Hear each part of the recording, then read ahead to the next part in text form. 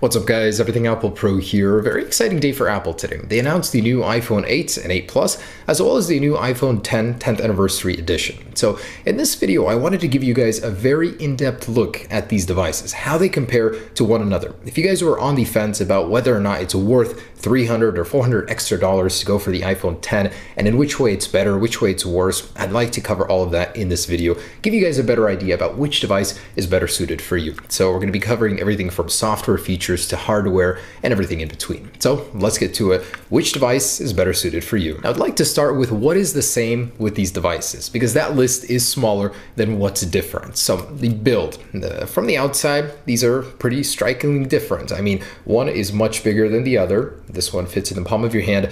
This one doesn't. I mean, not so comfortably anyways to use with one hand. This is definitely a one-handed operational device, more or less so than the iPhone Plus series. I mean, this is pretty close in size to the iPhone 8 now. They both feature a very similar design with glass on the front and back, and the actual type of glass is the same on both the iPhone 10 and the iPhone 8 and 8 Plus series, as it is 50% harder than the standard glass on the iPhone 7 and 7 Plus. So that's good in terms of durability. As far as displays go, these guys do have the same technologies when it comes to displays in terms of True Tone, so they will both adjust the ambience of the display to the current color temperature in the room, giving it a more even look. Also, they are both capable of the same brightness. So even though this one is an organic LED display, it is still capable of about 625 nits, the same as the iPhone 8 and 8 Plus. And I was actually wrong about this in my original video. Both of these devices are still using IP67 water resistance. So that means 3 feet for 30 minutes, not longer. I said IP68, and that is just not true. So both are splash resistant,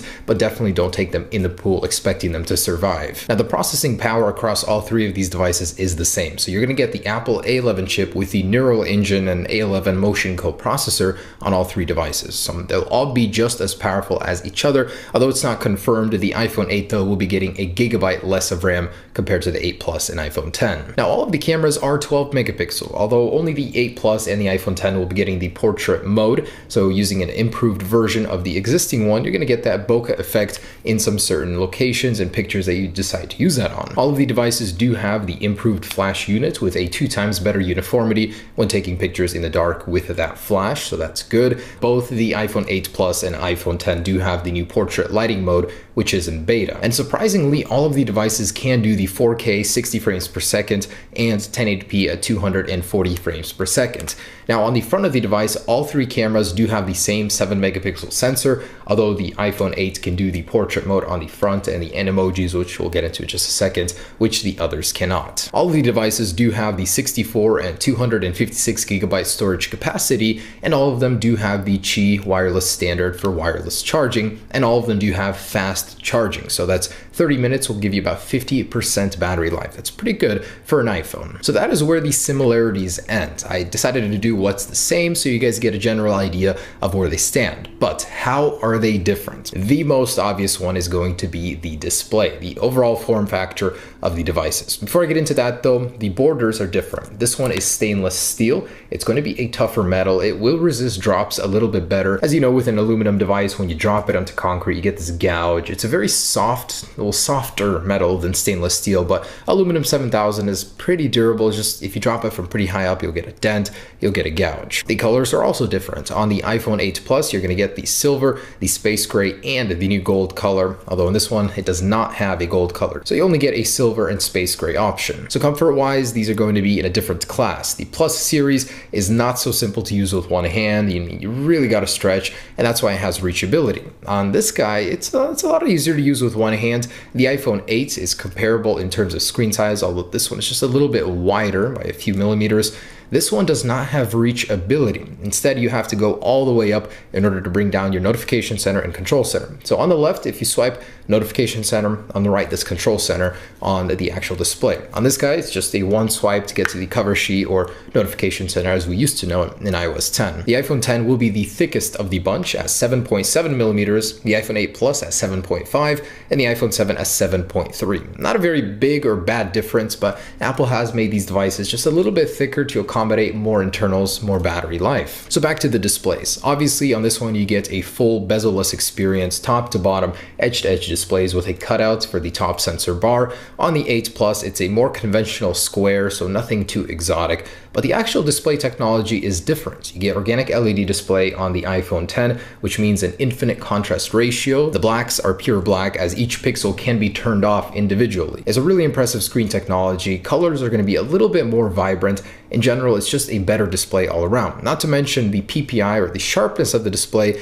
is considerably better. You've got a 458 pixels per inch density on the 10, a 401 on the 8 Plus, and a 326 on the standard iPhone 8. So front-facing cameras, both are 7 megapixels, although this one is a Face ID capable device, meaning it can scan your face, a 3D map model of your face can be made, and you can do different things with them, such as unlock your phone with Face ID, pay for certain things with Face ID, or even do animojis, the new cool little fun trick that the iPhone 10 has. Animate your own emojis using your face. This guy is not capable of that. That means it will not be getting portrait mode either, in order to take those cool portrait mode effects using your face. Now, as far as cameras go, the iPhone 8 Plus, iPhone 8, and iPhone 10 all share 12 megapixel sensors, but between the 8 Plus and the iPhone 10, there are several key differences. For one, this thing has a lower aperture on its telephoto zoom lens. That means you're going to get a better picture, better quality in low light. This one also does have dual optical image stabilized sensors. That means as soon as you zoom in a video or a photo,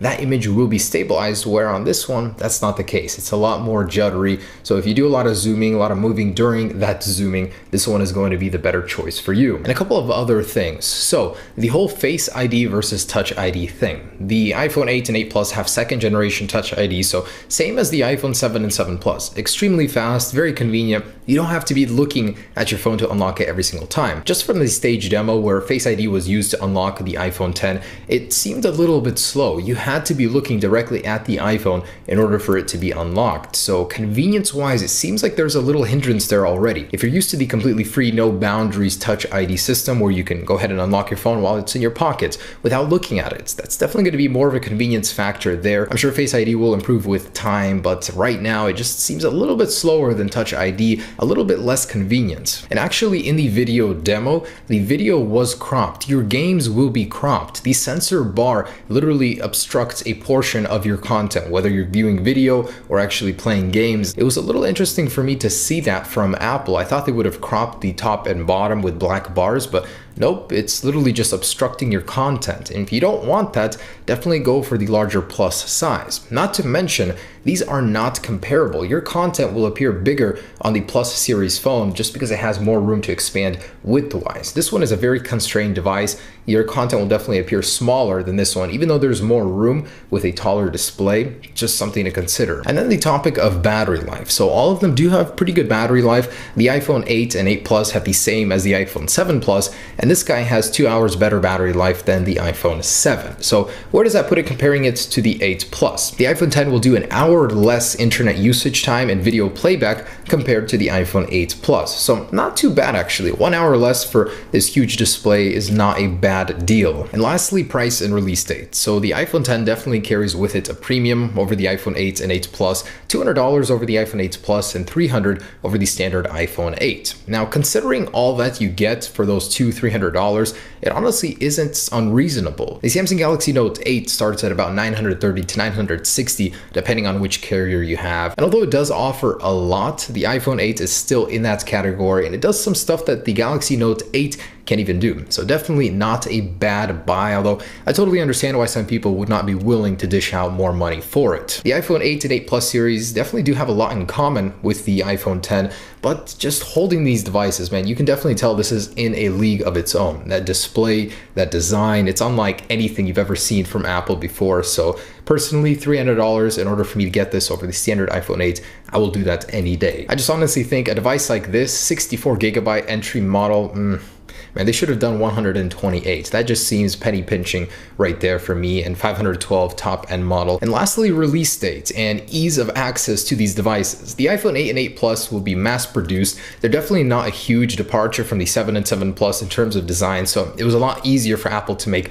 a lot of them. That means they're not going to sell out as fast, and you'll probably be able to get one if you really wanted to. The iPhone 10 though, oh man, this thing will be extremely limited at launch, and it's going to be launching a little over a month after this guy. So November 3rd for this street day, September 22nd for these guys. So it will be releasing later. It'll have a smaller supply. That means it'll be harder to get in general. So if you guys definitely wanted to get one, the 8 and 8 Plus series would be easier. Just another reason to go for one of those. But the wait will be worth it for this one if you really want to. So there it is, guys, the iPhone 10 and the iPhone 8 and 8 Plus. They do have a lot of similarities, they do have a lot of difference, but depending on what you're looking for from these devices, it's definitely your choice. I'm choosing the iPhone 10 any day over these guys. So thanks for watching, guys. Hope you enjoyed this video. Hopefully it made your decision just a little bit easier deciding between them. Peace.